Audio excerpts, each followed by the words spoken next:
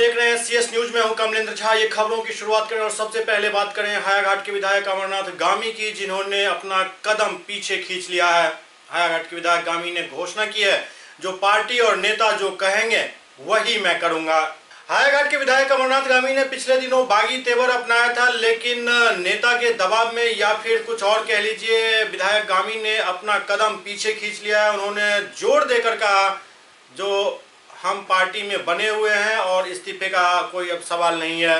वैसे पत्रकारों ने कई बार कुरेदने की कोशिश की, जो आपने पिछले अपने प्रेस कॉन्फ्रेंस में घोषणा की थी, जो मैं इस्तीफा दे रहा हूं और किसी के दबाव में नहीं दे रहा हूं और मैं अपना ये फैसला वापस नहीं लेने वाला हूं। लेकिन विधायक गामी ने हर बात का एक ही जवाब दिया, जो नेता और पार्टी को सबसे सर्वोच्च मानते हैं और उनके निर्देश के बिना कुछ भी नहीं कर सकते। नेता भले जूता ही मारे तो वो भी खाने के लिए तैयार हैं। मेरे विधानसभा में जदयू के 3 विधायक काम कर रहे हैं। एक तो जनता द्वारा चुने गए हम हैं, एक हमारे जिला अध्यक्ष जी माननीय सुनील भारती जी, एक अजय चौधरी जी। प्रमाण के साथ बता रहे हैं। जिला अध्यक्ष जी का घर हायाघाट है, हायाघाट से चुनाव लड़ना चाहते हैं। नगर जिला के अध्यक्ष चांद जी से शेयर किए कि हम हायाघाट से चुनाव लड़ेंगे, इसका तैयारी कर रहे हैं। भाई तैयारी कीजिए, 2020 में जिसको टिकट मिलना है मिलेगा। लेकिन एक साथ 3 विधायक अगर क्षेत्र में काम करेगा तो पार्टी को नुकसान होगा। अब वो क्या किए, जिला अध्यक्ष जी जिला सचिव से मेरे खिलाफ में बयान दिलवा दिए। विधायक जी कोई काम नहीं करते हैं, राजद में जाएंगे, कार्यकर्ता का नहीं सुनते हैं। संयोग से उस बैठक में हम नहीं थे। माननीय संजय झा जी, राष्ट्रीय सचिव महासचिव, और कामाख्या नारायण सिंह जी, क्षेत्रीय प्रभारी, उस बैठक में थे। हमें जानकारी हुई। मैं तत्क्षण माननीय मुख्यमंत्री जी से बात किया, इस तरह की बात है। और वैसा कार्यकर्ता जो मेरे क्षेत्र से है, जिला में सचिव है, और जो संयोग से उस योजना को जोता है, मतलब ठेकेदारी किया है। धनौली के हैं रामविलास मंडल जी हैं, राजेंद्र मंडल के घर से मंदिर तक का सड़क बनवाए हैं। अब जो ठेकेदारी करके ऐसा बात बोले, तो जिला अध्यक्ष जी के बहकावा में मेरा क्षेत्र बर्बाद करने के ख्याल से संगठन में नेता के पास गलत मैसेज आए, इस ख्याल से बैठक में ऐसा बुलवाए हुए। अब समझ सकते हैं कि उनका हायाघाट से लड़ने का मनसा, ठीक है भाई, तुम्हारा मनसा अच्छा है, आप बनिए। लेकिन पार्टी का वोट बर्बाद करके, कार्यकर्ता को बर्बाद करके अब क्या हासिल कीजिएगा। सर ये तो हो गया अखबार की बात। दूसरा, बाबू अजय चौधरी जी, दोनों व्यक्ति आरोप लगा कि गामी जी का कोई आधार नहीं है, कुछ नहीं है, कोई फायदा नहीं है पार्टी को। गामी जी बहुत फायदा देख के आए थे पार्टी में। जब व्यक्ति से झंझट करके व्यक्ति के कारण भाजपा छोड़े थे, तो उस समय एक राजनीति में भूचाल आया था कि भाजपा के दर्जनों विधायक गामी जी के साथ जदयू में ज्वाइन कर रहा है। और जदयू की सरकार कैसे बची थी, विजय मिश्रा जी को हम ज्वाइन करवाने वाले हैं, और गुरु सबसे संबोधन अजय बाबू की है। आप बताइए, माननीय मुख्यमंत्री जी मेरे क्षेत्र में आते हैं और मेरे क्षेत्र में खुलेआम बोलते हैं कि मेरा सबसे प्रिय, सबसे विश्वासी अजय है। जिनका मूर्ति अनावरण है उसका चर्चा कम करते हैं, अजय का चर्चा ज़्यादा करते हैं। जिसका विधानसभा है उसका चर्चा नहीं करते हैं, उन्हें भाषण नहीं देने देते हैं। अब बताइए कि मुख्यमंत्री जी का जो है 20 का घोषणा 19 में हो रहा है। इतना तो हम भोला है नहीं कि हम नहीं समझे। मुख्यमंत्री जी भविष्य का नेता को लॉन्च कर रहे हैं, कर दिया, हमको कोई तकलीफ नहीं। उनका पार्टी, उनका नेता क्या करे, क्या कि मुख्यमंत्री जी निर्दोष हैं। उनको कान भरा गया कि हम दूसरे पार्टी में चले जाएं। उस मन से क्या बोले थे मुख्यमंत्री जी? मुख्यमंत्री जी बोले थे अजय बाबू सबसे प्रिय है, सबसे विश्वासी है। तो मुख्यमंत्री जी को हम फोन करके बताए, सर वही आदमी आपका विश्वासी कैसे हुआ जो दल के विरोध में चुनाव लड़ा? दलीय प्रत्याशी मात्र 500 वोट से जीता था। जो प्रत्याशी 2 बार हमको हराने का प्रयास किया, वही आदमी आपका सबसे विश्वासी कैसे हुआ? उसी पर क्यों ज़्यादा विश्वास किए? 34,000 से हायाघाट में चुनाव जीतने वाला पर क्यों नहीं विश्वास किए? 6,000 से एनडीए का पहला परचम गामी जी लहराया था। आज तक एनडीए वहाँ से विधायक नहीं बना था। एनडीए का गामी जी पहला विधायक था, उस पर आपको विश्वास नहीं हुआ। नहीं, आपकी तो बात परसों ही बात हुई है, उसमें नीतीश जी ने आपको कहा है इस बात को कि मैं आपको देख लूंगा। आप अभी जो पूरा बात करने दें, माननीय नेता है, उनका गुस्सा वाजिब है। जब हम पार्टी में हैं, नेता के नेतृत्व में काम करते हैं, तब साफ साफ झूठ बोलने का काम नहीं करते हैं, सच बोलते हैं। नेता जो गुस्सा में बोले, उनका ध्येय गलत नहीं था, बोलने का लहजा गुस्सा वाला था। तो निश्चित रूप से अगर गार्जियन बेटा को धमकी देता है, तो धमकी में जान से मारने का नहीं होता है, धमकी में सुधर जाने के लिए भी धमकी दिया जाता है। हो सकता है हमको सुधरने का, हो सकता है उनके दिमाग में गलतफहमी थी होगी। हम कहे थे पूरा विजुअल देख लीजिए, पूरा बाइट पढ़ लीजिए, तब कहीं गलत लगे कि गलत बयानी किए हैं।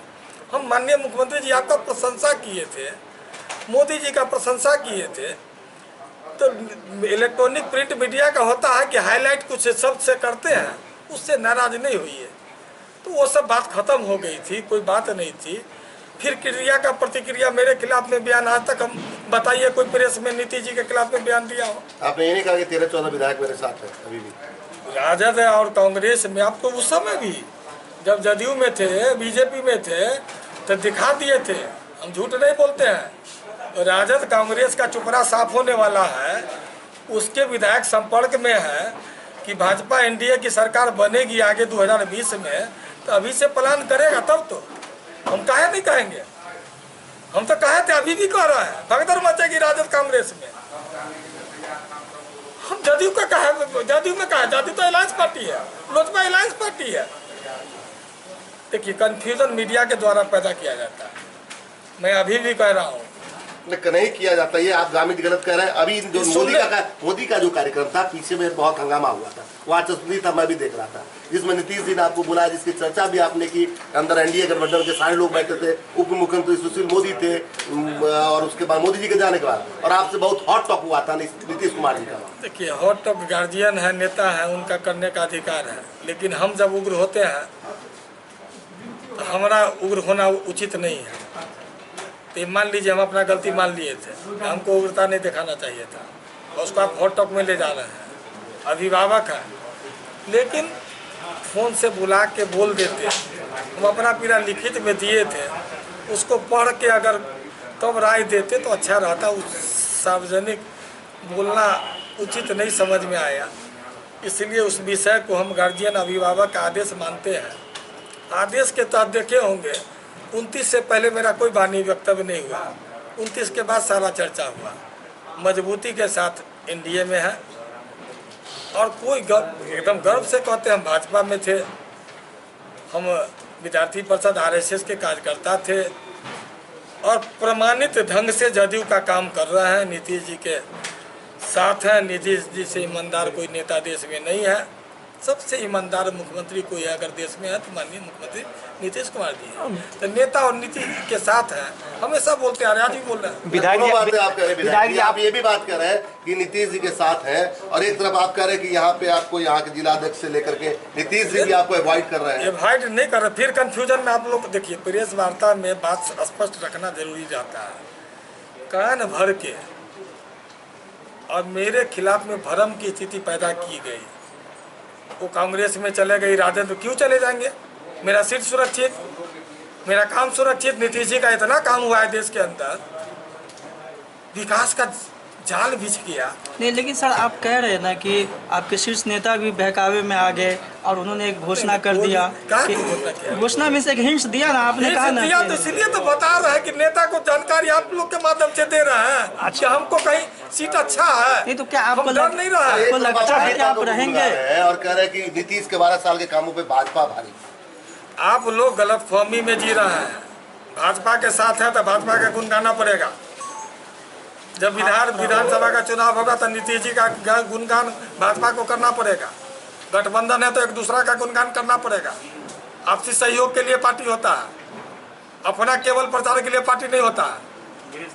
अच्छा विधायक जी, आपने पिछले कॉन्फ्रेंस में कहा था कि मैं अपने होशो हवास में यह घोषणा करता हूं कि मैं विधानसभा सदस्यता से इस्तीफा देता हूं। आखिर होशो हवास में आपको बताना एक मिनट पूरी बात सुन लीजिए। तो उस बयान को क्या समझा जाए? अभी क्या स्थिति है? जैसा आपका बयान हो रहा है, काफी आप गुस्साए नजर आ रहे हैं। कोई गुस्सा नहीं है, बहुत प्रेम से बता रहे हैं मनोज बाबू श्रीमान जी। मैं कोई गुस्सा जाहिर नहीं किया हूँ। पार्टी गंभीरता से मेरे विषय पर चर्चा की है। प्रदेश अध्यक्ष जी से मेरा 2 बार बात हुआ। प्रेस को प्रदेश अध्यक्ष जी ब्रीफ किए। हमारे विधायक जी पार्टी और नीति के साथ है, पार्टी में है, हम भी कह दिए हैं। तो इस बात का कहाँ बात है? मेरी बात सुनी गई, गंभीरता से सुनी गई। दरभंगा के वरीय पुलिस अधीक्षक बाबूराम ने मासिक अपराध गोष्ठी कर कानून व्यवस्था की समीक्षा की।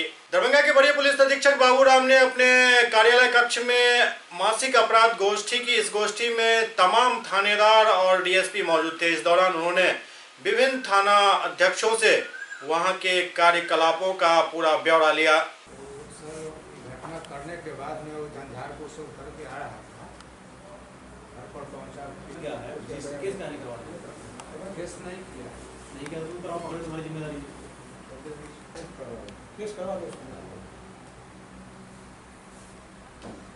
डीएसपी अनुज कुमार ने भी लहरियासराय थाना में एक क्राइम मीटिंग आयोजित की।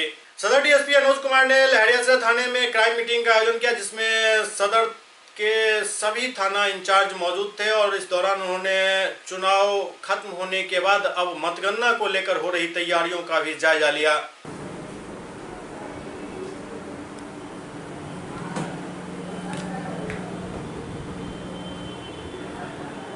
चुनाव समाप्त हो गई है और गिनती बाकी है। उसके लिए हम लोग विशेष तैयारी कर रहे हैं। इस बीच जो है कि जो अपराध पर नियंत्रण कैसे पाया जाना है, उसके लिए हम लोग आवश्यक दिशा निर्देश दिए हैं। लगातार सघन वाहन चेकिंग कराना है और अपराधियों पर लगातार छापेमारी करते हुए गिरफ्तारी कार्रवाई करना है। इसी सब बिंदु पर जो है कि हम लोग बैठक करके निर्देश दिए हैं। का मामला क्या हो रहा है? चल रहा है, पूछताछ चल रहा है। गैंग का पता चल गया है, चिन्हित हो गया है, आगे कार्रवाई की जा रही है। डीएमसीएच परिसर में पानी की भीषण किल्लत है। इसको देखते हुए रोगी कल्याण समिति ने 7 समरसेबल गड़ाने का निर्णय लिया है। डीएमसीएच परिसर में पानी के लिए हाहाकार मचा हुआ है। इसको देखते हुए रोगी कल्याण समिति ने निर्णय लिया है जो डीएमसीएच के विभिन्न वार्डों में 7 समरसेबल तत्काल प्रभाव से गाड़ा जाएगा और इसके लिए तत्काल काम शुरू करने का निर्देश दिया गया। इसके बारे में जानकारी देते हुए डीएमसीएच अधीक्षक डॉक्टर आर प्रसाद ने कहा, जो निर्णय हो चुका है अब जल्द से जल्द समरसेबल गाड़ना शुरू हो जाएगा। इसके अलावा उन्होंने ये भी बताया जो लगभग 18 ट्रॉली मैन की बहाली जल्द होगी और इसके लिए प्रक्रिया पूरी की जा रही है। दूसरी तरफ उन्होंने ये भी कहा जो प्रधान सचिव को एक खत लिखा गया है जिसमें मांग की गई है जो जल्द से जल्द सर्जरी भवन को सुपर स्पेशलिटी सेंटर में ट्रांसफर किया जाए। आपको जैसा कि विदित है कि पूरे शहर में और हर एक वार्ड में पानी की गहरी जल समस्या है, विकट समस्या है। और हम उसी तरह हमारे हॉस्पिटल में भी पानी की समस्या बहुत ही गंभीर हो गई है। ऐसा है कि हम लोग के यहाँ जगह जगह समरसेबल था, चापाकल था। आपको ये भी पता है कि चापाकल हमारे सारे सूखे पड़े हैं, पानी का लेयर बिल्कुल ख़त्म हो गया है। तो उसके बाद हम लोग का समरसेबल जो काम कर रहा है वही काम कर रहा था। इसी बीच में इस तरह की ज़रूरत होती है कि समरसेबल के कभी आउटलेट जो है वो कभी ब्लॉक हो जाता है, कभी उसके अत्यधिक चलाने से किसी के ध्यान नहीं देने से उसको ऑन रख दिया तो ऑन ही रह गया, पानी गिर रहा है, कहीं सूख रहा है। तो इस तरह से मोटर की भी समस्या आती है और फिर उसे भी ठीक जब ख़राब हो जाता है तो मुझे जब सूचना मिलती है तो मैं उसका करता हूं और फिर उसे तो ऑफिशियल प्रक्रिया होती है, घर की बात होती है, आदमी खरीद लेता है, लेकिन यहाँ पर फिर उसे खरीदने में भी ऑफिशियल प्रक्रिया होती है, 2-3 दिन देर हो जाता है। अभी आपने देखा कि मेडिसिन में एक समरसेबल खराब का मोटर जल गया था, उसे मैंने ठीक कराया, कल रात से वो काम कर रहा है। काम कर रहा है। फिर मैंने ये भी व्यवस्था की है, उसका टैंक भी बड़ा करवाया, ऐसी जगह रखवाया किसी का ध्यान पानी गिरने से चला जाए और उससे बंद कर दे। दूसरी बात है कि जितना भी हमारा वो था, वो जो पानी पीने का कूलर के साथ था, उस तक पानी पहुंच नहीं रहा था, उस तक पानी नहीं पहुंच रहा था अच्छी तरह से, जिससे कि उसमें से पानी नहीं आ रहा था। लोग ये समझते हैं कि ये पानी का टैंक है, उसे ढालते हैं और उसे ढालने पर वहाँ से पानी कहाँ से आएगा, जब उसे पानी एंटर ही नहीं लेगा तो आउट भी नहीं होगा। तो इस तरह की बहुत से लोगों की धारणा है कि पानी भरा ही रहता, ऐसा नहीं होता, पानी आता है तो भरता है। तो ये फिर भी जहाँ जहाँ वो ख़राब हो गया है उसको मैं ठीक करवाऊँगा, जहाँ नहीं खाया उसको रिप्लेस कराऊँगा। अब आती है कुछ और जो एडिशनल की बात हो गई है, 10 सबमर्सिबल की बात मैंने रोगी कल्याण समिति से यहाँ के कमिश्नर से सैंक्शन कराया है, जिसमें कि 7 अभी लगेगा, 3 दूसरे चरण में लगेगा। उसमें जितना भी आउटलेट पाइप्स जितना भी ब्लॉकेज है सबों की व्यवस्था की गई है। जहाँ भी जो लग रहा है या लग गया है वहाँ पर है रेडियोलॉजी, दूसरा ENT, तीसरा आपका अधीक्षक कार्यालय, 3 नर्सेज की जगह पर दिया है, 1 पथ्य सेक्शन में दिया है, 1 हमने IDH में दिया है, 2 सर्जरी में दिया है। कुल मिलाकर हमने 10 सबमर्सिबल, जिसमें 7 अभी लग जाएंगे और 3 दूसरे चरण में दूसरे सप्ताह से लगने की प्रक्रिया हो जाएगी। लेकिन मैं जब मानता हूँ कि इतना करने पर भी शायद समस्या पूरी नहीं हो, क्योंकि जल की समस्या इस तरह की है। लेकिन फिर भी यथासंभव और जो हम लोग के जो मेरे कैपेसिटी में है, मैं उसे करने का पूर्ण प्रयास कर रहा हूँ। आशा है कि लोगों का भी सहयोग मिल रहा है, आप लोगों का सहयोग मिल रहा है। आप लोग भी जहाँ जहाँ इस तरह की दिक्कत है उजागर करते हैं। मैं कोशिश करता हूँ कि 2 से 3 दिनों में उसे ठीक कर दिया जाए और आगे भी ठीक होता रहे। मेडिकल भवन जर्जर हो चुका है, क्या उसके लिए मरीज की क्या व्यवस्था? कभी भी कोई हादसा होने के भी हाईकोर्ट भी उसकी मौत की कुआं घोषित कर चुका है, क्या व्यवस्था कर रहे हैं? आपको विदित हो कि पिछले 7 मई को हम लोग की जो मासिक बैठक होती है प्रधान सचिव के द्वारा स्वास्थ्य विभाग में, उसमें मैं सम्मिलित हुआ था और उसमें मैं सम्मिलित होने के बाद उठाया था इस सवाल को कि यहाँ पर जो सर्जरी की व्यवस्था है, जो कि पूरा जर्जर चैम्बर है, और हमारे जो MD हैं BSM सेल के, उनके सामने भी एक लार्ज चंक गिरा था। उसके बाद ही हुई थी कि यहाँ पर जब तक कि हमारा सर्जरी के लिए जो चिन्हित स्थान है वहाँ पर भवन निर्माण नहीं होता है, तब तक फैब्रिकेटेड बिल्डिंग बनेगी, जो 6 महीना में पूरा हो जाएगा और 5 से 6 साल तक उसकी अवधि होगी। एक था, लेकिन वो क्या 1 साल गुजर रहा है, लेकिन उसकी कोई निर्माण शुरू नहीं हुआ, जिसको हमने वहाँ पर भी कहा था प्रधान सचिव के सामने। तो प्रधान सचिव ने कहा कि इसको देख लोगे। दूसरा, इसका वैकल्पिक व्यवस्था हमने ये भी कहा था कि आपका सुपर स्पेशलिटी हॉस्पिटल बन रहा है सर्जरी का, या जो बन रहा है उसको जल्द से जल्द पूरा कराया जाए। जो शुरू तो हुआ बहुत जल्द, लेकिन फिनिश अभी तक नहीं हुआ। पिछले दिसंबर को उसे हो जाना था, नहीं हुआ। फिर हुआ कि फरवरी में होगा, नहीं हुआ। अभी भी निर्माणाधीन है। उसको जल्द से जल्द नहीं पूरा तो कम से कम एक सेगमेंट भी अगर उसे बना दिया जाए तो हम सर्जरी, ब्लड बैंक, ऑर्थोपेडिक्स को, एक्सरे को वहाँ से शिफ्ट करा करके जब तक ये निर्माण कार्य सर्जरी वार्ड का नहीं होता है हम शिफ्ट करा लें। और उससे जो मरीज हमारे डॉक्टर वहाँ कार्य कर रहे हैं, परिचारिका और सेवक, जो आउटसोर्सिंग के सभी स्टाफ, जो किसी भी समय कुछ भी हो सकता है उससे बचाव कर सकेंगे। एक बरसात की देन है, मुझे ये लगता है। मैं समय समय पर यहाँ के DM प्रशासन को और अस्पताल बड़े स्वास्थ्य विभाग के प्रशासन को मैं बराबर आगाह करता हूँ, इस समस्या का जल्द से जल्द निदान करें, नहीं तो कुछ भी हो सकता है, कुछ भी बुरा हो सकता है। क्योंकि एक बरसात के जहाँ जहाँ दरारें हैं उसमें बरसात के पानी गिरेंगे, हो सकता है वो अलग से चटक जाए और कभी न कभी गिर जाए। तो क्या माना जाए बरसात से पहले सर्जिकल भवन खाली हो जाएगा? मैं तो यही सोचता हूँ, मैं बराबर आशावादी रहा हूँ। मैं आशा करता हूँ कि बरसात के पहले उसे जल्द से जल्द जो सुपर स्पेशलिटी बनाया जा रहा है वो तो अभी फैब्रिकेटेड 6 महीना के पहले बनेगा नहीं, तो जो उसमें है उसमें अगर शिफ्ट करा लिया जाए तो शायद इस समस्या से निदान पाया जा सकता है। ट्रॉली की संख्या बढ़ाने के लिए क्या करें? कितने ट्रॉली मैन है और कितना बढ़ाया जा रहा है? सर, अभी हमारे साथ 18 ट्रॉली है और उतने ही ट्रॉली मैन जो कि विभिन्न विभागों में कार्यरत है। उसमें एक ट्रॉली भी खराब हो गया है। हमने अभी प्रधान सचिव से इसकी परमिशन ली है कि ट्रॉली और ट्रॉली मैन की संख्या बढ़ाई जाए, जिसमें उनकी सहमति बनी है। मैं बहुत जल्द 30 या 35 की संख्या में पूरा हमारा ट्रॉली मैन और ट्रॉली के साथ दल बढ़ेगा, जिससे कि लोगों की समस्या है एक वार्ड से दूसरे वार्ड ले जाने में और मरीजों जो बीमार रहते हैं उनको शिफ्ट कराने में इससे काफ़ी मदद होगा।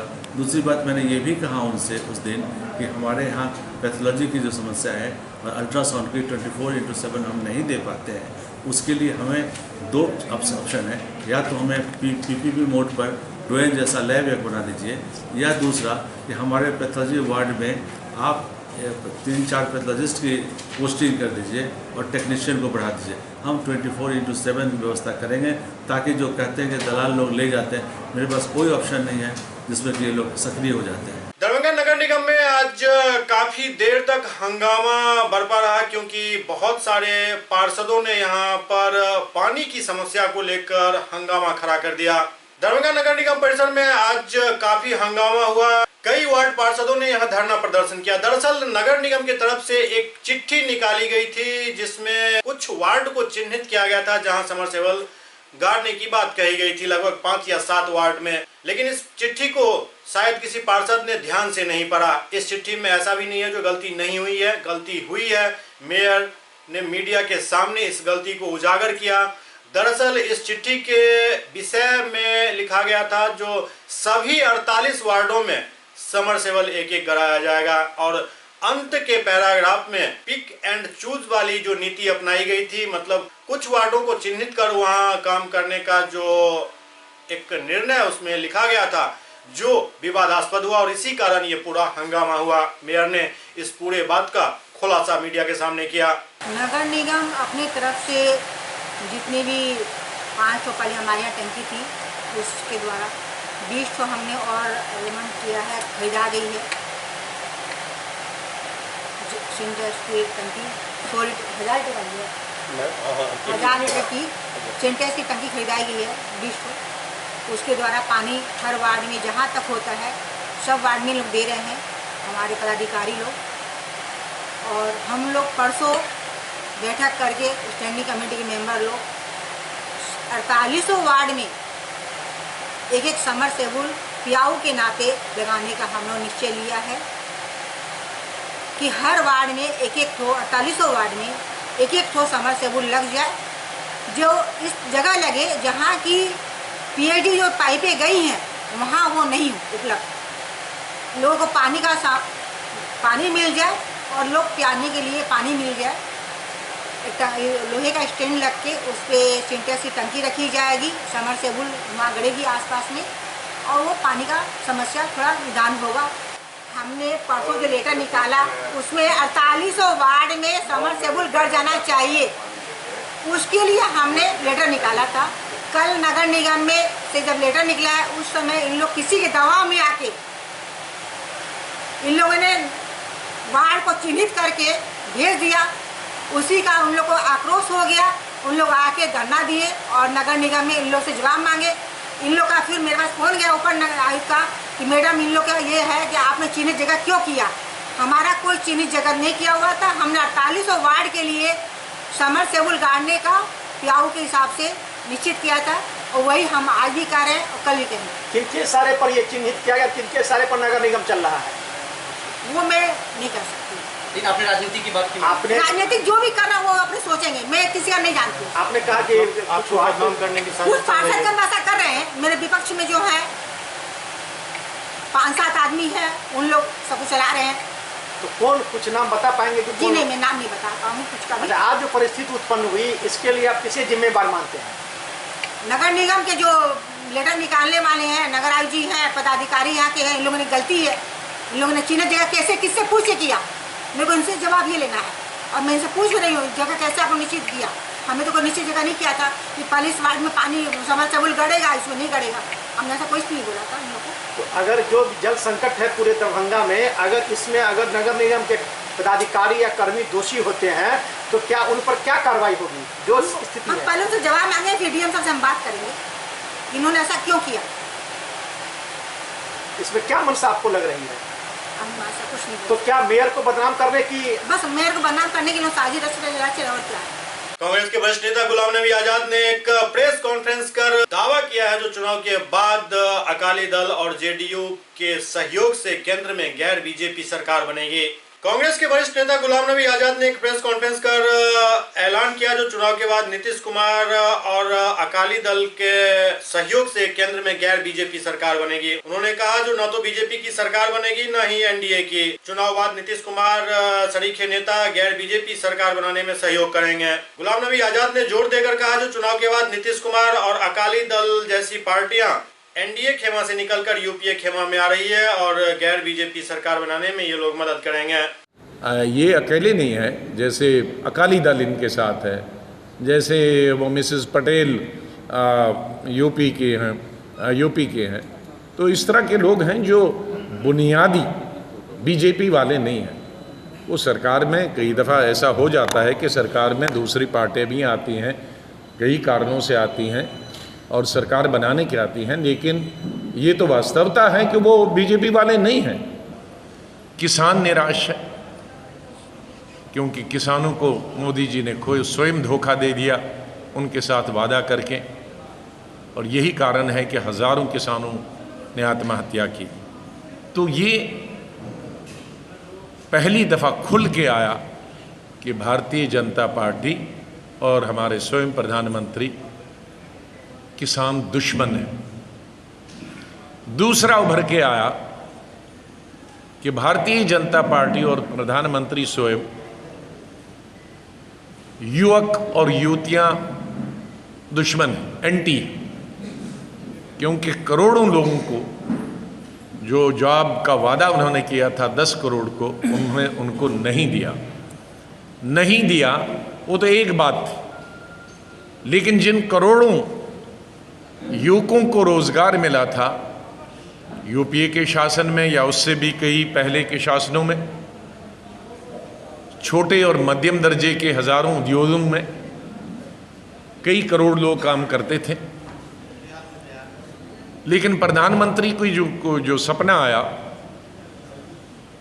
कि नोटबंदी करना है और उसके बाद जीएसटी जो अच्छी सोच थी, लेकिन वो एक नीम हकीम के हाथ में आ गई। वो तो डॉक्टर के हाथ में आनी चाहिए थी,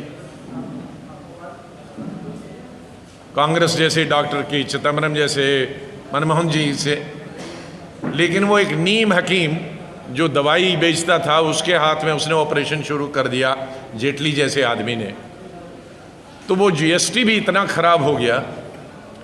तो जीएसटी और नोटबंदी से कई हजार, 50-60 हज़ार उद्योग छोटे और मध्यम दर्जे के हिंदुस्तान में बंद हो गए, और अभी 2 सालों से कोई 20 के करीब अर्थशास्त्र न्यूट्रल, जिनका कोई कांग्रेस से लेना देना कुछ नहीं, और इकोनॉमिस्ट तो किसी पार्टी के संबंध नहीं रखते हैं, वो 2 साल से पूरे देश का ध्यान कर रहे थे कि इस जीएसटी, गलत तरीके से जीएसटी और नोटबंदी का क्या असर पड़ा। तो उन्होंने जो उद्योग मंद हो गए हैं वहाँ जाकर और उनकी आंकड़े लगाया कि कितने लोग उन उद्योगों के बंद होने से बेकार, बेरोजगार हो गए हैं। वह हैं 4 करोड़ 73 लाख। 4 करोड़ 73 लाख नोटबंदी और गलत जीएसटी लागू करने की वजह से बेकार हो गए। उसका मतलब है कि 4.25 करोड़ लोग जीएसटी के गलत लागू करने से और नोटबंदी की वजह से निकाले गए उन उद्योगों से, क्योंकि उद्योग बंद हो गए। तो उसका मतलब है 24 करोड़ लोग, क्योंकि एक घर का अगर एक व्यक्ति है तो 24 करोड़ घरों को मोदी जी की ने बर्बाद और तबाह किया और बेघर किया। नेता प्रतिपक्ष तेजस्वी यादव ने मुख्यमंत्री से चिट्ठी का जवाब देने को कहा है। नेता प्रतिपक्ष तेजस्वी यादव ने आज मीडिया से बात करते हुए कहा जो मुख्यमंत्री नीतीश कुमार चिट्ठी का जवाब दें। तेजस्वी यादव ने कहा जो जवाब मिलना चाहिए या उनके पार्टी में नियोजित पर बहाल जो है वही जवाब दे दें। तेजस्वी ने कहा जो रामविलास पासवान नीतीश कुमार से नाराज है क्योंकि नीतीश के लोगों ने उनके उम्मीदवारों को हराने का काम किया है। एक बार भी नीतीश कुमार और अमित शाह ने मंच साझा नहीं किया है। तो जवाब मिलना चाहिए ना, जो बार बार जो आरोप लगाते हैं उनका जवाब मिलना चाहिए। अब जवाब मिला है तो हम लोगों की अपेक्षा है कि चाचा जी जो है स्वयं आकर के जो है बातों को रखने का काम करेंगे, ना कि जो उनके पार्टी में नियोजित पे जो बहाल है उनसे क्या कर रहे हैं। सर, गिरिराज सिंह ने भी अमित शाह की रैली पर कहा है ममता बनर्जी को। कौन कहाँ आप चले जाते हैं बंगाल बिहार की पूरी बात करेंगे। रामविलास पासवान जी जो हैं नाराज चल रहे हैं हमारे पलटू चाचा से, और उनका आरोप ये है कि हर जगह रामविलास पासवान जी के उम्मीदवारों को पलटू चाचा के लोगों ने हरवाने का काम किया है। और ये बात यकीन ना आए तो रामविलास पासवान जी से पूछ लीजिए। दूसरी बात, एक बार भी आपने नीतीश कुमार जी और अमित शाह को एक मंच पे साझा कार्यक्रम करते हुए नहीं देखा होगा। तीसरी बात, नरेंद्र मोदी जी आज भले ही कहीं भी घूम रहे हों, लेकिन जो 2015 में उन्होंने जो बिहार की बोली लगाई थी आरा के रंगना मैदान से विशेष पैकेज देने की घोषणा की थी, क्या हुआ इस बार कि आज आरा नहीं गए? एक बार भी वो आरा नहीं गए क्योंकि वो जानते हैं उन्होंने वादा को पूरा नहीं किया। आसपास हर जगह गए लेकिन आरा की जनसभा उन्होंने नहीं की। क्या कारण है? तो मोदी जी को बताना चाहिए था जाकर के आरा में कि पैकेज दिया कि नहीं दिया। आरजेडी नेता शरद यादव ने गिरिराज सिंह पर तीखा प्रहार करते हुए कहा जो उनको किसी मंदिर में चले जाना चाहिए। गिरिराज के बंगाल को तालिबान कहने पर शरद यादव ने कहा जो उनको मंदिर में चले जाना चाहिए, वो राजनीति के लायक नहीं है, कभी भी कुछ भी बोलते रहते हैं, ये मंत्री बनने लायक भी नहीं है, लोग इन्हें चुनते ही क्यों हैं? संविधान जो जिंदा लोगों की जिंदगी बेहतर बनाने के लिए है, पूजा पाठ के लिए नहीं है। गिरिराज सिंह जैसे लोग कीर्तन सभा के लिए ही ठीक हैं।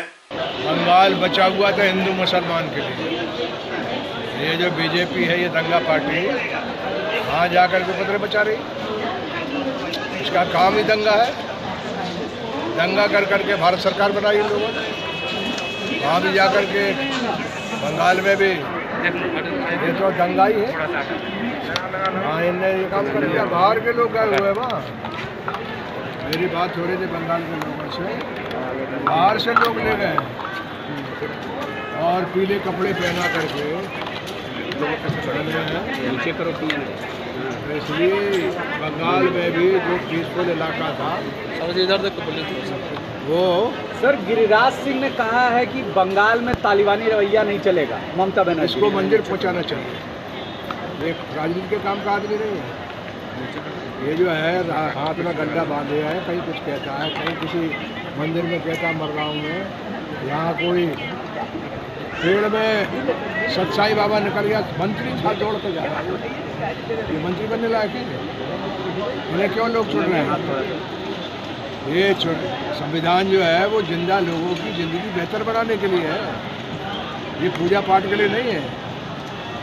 ये बेकारी, बेरोजगारी, सड़क, पानी, बिजली, रोजगार, धंधा, ये है एक ही किताब है जिंदा लोगों के लिए।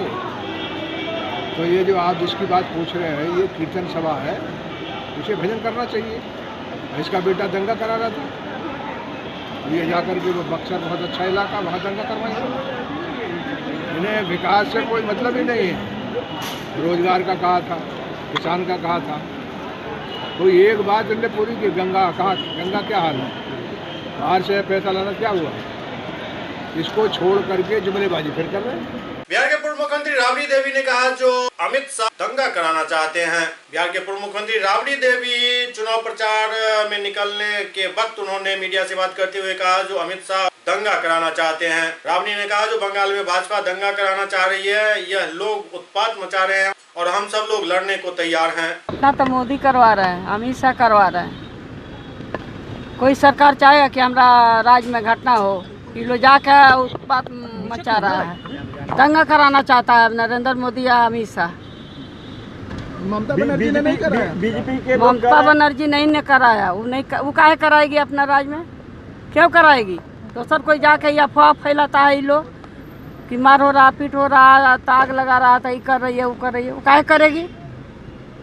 सभी खिलवाड़ कर रहा है। पूरा देश की जनता नरेंद्र मोदी का नकार दिया है, तो ये दंगा कराना चाहते हैं मोदी अमित शाह। बीजेपी के लोग करेंगे हम सबक सिखाएंगे, सरकार आएगी सबक। हाँ, सबक सिखाएंगे, सबको तो सबक सिखाता है। नहीं कहा हाथ में ना है, तो ऐसे लोग घबरा जाएगा का बंदर घुड़किट से हम लोग डर जाएंगे। ममता डर जाएगी, ममता बनर्जी। कोई नहीं डरेगा। सब कोई लड़ने के लिए तैयार है, पूरा बिहार पूरा देश लड़ने के लिए तैयार है।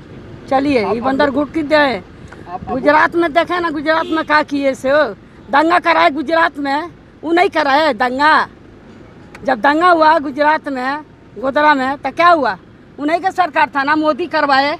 सुपौल में सड़क दुर्घटना में एक बच्ची की दर्दनाक मौत हो गई। सुपौल में सड़क हादसे में 10 वर्षीय एक बच्ची की दर्दनाक मौत हो गई। घटना सदर थाना क्षेत्र स्थित कुम्हट चौक के पास घटी, जहां अज्ञात वाहन की चपेट में आने से नीतू कुमारी की मौत हो गई, जबकि भूपेंद्र कामत घायल हो गए।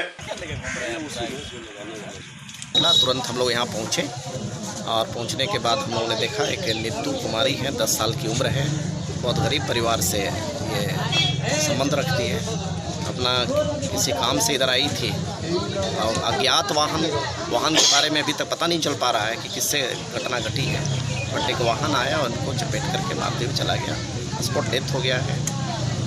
सरकारी नियमानुसार रोड एक्सीडेंट में स्पष्ट प्रावधान है कि अगर किसी व्यक्ति की मृत्यु होती है, साथ में एक अन्य व्यक्ति की दुर्घटना होती है, तो 4 लाख एक मुश्त मुआवजा देना है। हम लोग उसी के अनुसार 4 लाख का मुआवजा दे रहे हैं।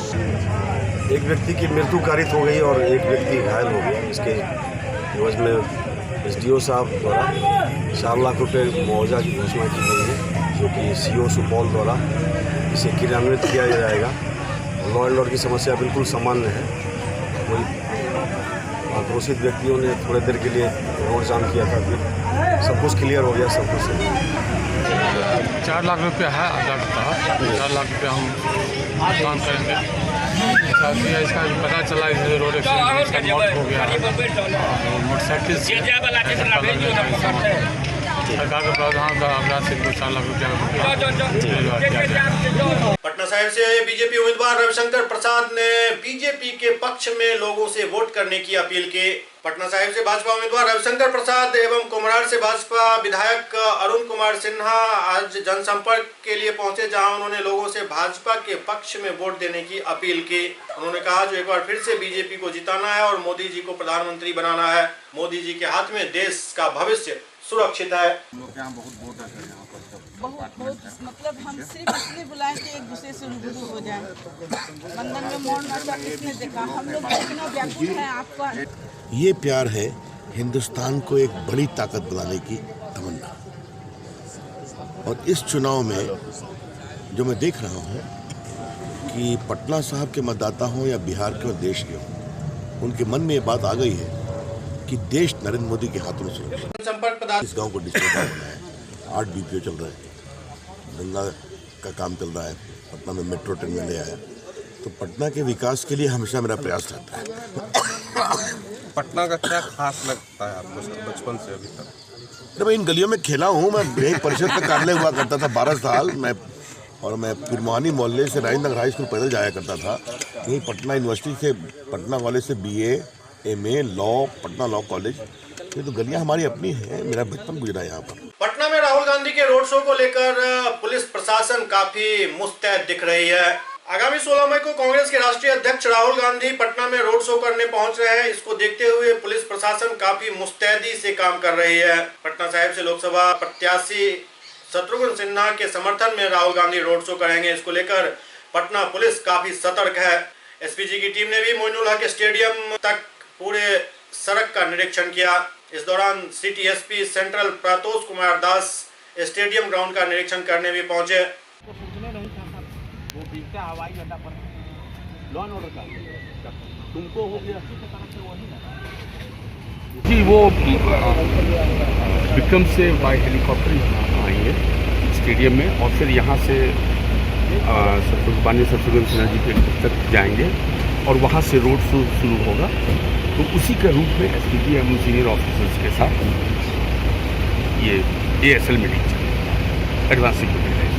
लोजपा सांसद चिराग पासवान ने गिरिराज सिंह के बयान पर अपनी प्रतिक्रिया दी। एयरपोर्ट से चुनावी सभा को जा रहे लोजपा सांसद चिराग पासवान ने राम मंदिर निर्माण पर गिरिराज सिंह के बयान पर कहा, जो इस चुनाव में कई मुद्दे हैं, प्रधानमंत्री ने जो काम किए हैं उसकी भी जानकारी देनी चाहिए। राम मंदिर बीजेपी का एजेंडा है, लेकिन जो साझे कार्यक्रम है उसकी भी जानकारी गिरिराज सिंह दें। तेजस्वी के बयान पर चिराग ने कहा, तेजस्वी मेरे छोटे भाई हैं, उम्र कम है, उनको जानकारी नहीं है। इतिहास को टटोल कर देखें किन किन सरकार में लालू पर क्या क्या कार्रवाई हुई थी ये जरा देख लें। इनके साथ वो मंच साझा कर रहे हैं, उन्हीं ने लालू यादव को जेल तक पहुंचाया। राहुल गांधी के पटना में रोड शो के कार्यक्रम को लेकर चिराग पासवान ने कहा जो उनका स्वागत है, लेकिन बाजी उनके हाथ से निकल चुकी है। ये बात मुझे लगता है शायद तेजस्वी उनकी अभी काम को जानकारी नहीं है। मुझे लगता है इतिहास को टटोल के देखेंगे किन किन सरकारों के वक्त क्या क्या कार्रवाई उनके साथ हुई है। लालू जी जो एक ऑर्डिनेंस फाड़ा गया था जिसकी वजह से वो चुनाव नहीं लड़ पाए, वो ऑर्डिनेंस किसने फाड़ा? चारा घोटाला जब उजागर हुआ था वो किसी सरकार में उजागर हुआ था, उनके खुद के सहयोगी हैं जिन्होंने इसकी मांग की थी। तो शायद मेरे छोटे भाई को जानकारी का अभाव है। एक बार वो इतिहास के पन्ने पलट के देखेंगे तो उनको पता चलेगा कि आज जिन लोगों के साथ वो मन साझा कर रहे हैं सही मायनों में वही लोग हैं जिन्होंने लालू जी को प्रताड़ित किया और जिन्होंने लालू जी को जेल भिजवाने का काम। 16 तारीख को राहुल गांधी आ रहे हैं पटना में, बहुत रोड शो करेंगे, क्या लगता है? देखिए बिल्कुल उनका स्वागत है, आए, ढेर सारी शुभकामनाएं। पर हकीकत यह है कि बाजी उनके हाथ से निकल चुकी है। 6 चरण का चुनाव हो चुका है और 6 चरण के चुनाव के बाद एक बात पूरी तरीके से स्पष्ट है कि एनडीए की सरकार बनने जा रही है। 23 मई को जब परिणाम आएंगे और हमारे आज के प्रधानमंत्री आदरणीय नरेंद्र मोदी जी पुनः 23 मई को परिणामों के बाद देश के प्रधानमंत्री बनेंगे। अब इसके अलावा विपक्ष कितना भी प्रयास कर ले, कितना भी हाथ पांव फेंक ले, पर अब कोई परिणाम बदलने वाले नहीं है। SCS न्यूज के इस अंक में अब इतना ही। अगले अंक में फिर कुछ और समाचारों के साथ उपस्थित होंगे। तब तक आप देखते रहिए SCS न्यूज। नमस्कार।